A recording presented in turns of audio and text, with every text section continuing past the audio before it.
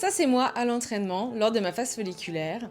Et ça, c'est aussi moi à l'entraînement lors de mon premier jour de règles. Même programmation, charge similaire, je n'ai absolument rien touché à ma routine d'entraînement. Aujourd'hui, on parle du cycle syncing, mais on va surtout arrêter de se mettre dans des cases et on va apprendre à s'écouter davantage. Le cycle syncing, c'est quoi? C'est une méthode assez tendance qui repose sur le suivi de ton cycle pour adapter ta routine d'entraînement. Pour ça, dans un premier temps, il faut comprendre comment fonctionne ton cycle hormonal. Tu as la première phase au début de ton cycle qui est marquée par le début de tes menstruations. C'est généralement le moment où ton énergie est au plus bas, puisque tes niveaux d'hormones chutent de manière importante. Ensuite vient la phase folliculaire, c'est le moment où ton taux d'œstrogène remonte progressivement. Et c'est là que tu vas sentir un regain d'énergie au fil des jours. Lors de l'ovulation qui arrive à peu près au 14e jour de ton cycle, tes œstrogènes sont au taquet et c'est le moment où tu te sens le plus en forme, hyper confident. Bref, tout va bien dans le meilleur des mondes. Et après ça, tu as la fameuse phase que tout le monde appréhende, c'est la phase lutéale, le moment où la progestérone augmente et progressivement le taux d'œstrogène va diminuer. C'est le moment où tu n'as pas le moral, où tu es fatigué, bref, où tu as l'impression que c'est la fin du monde. Et ensuite, on laisse place à un nouveau cycle.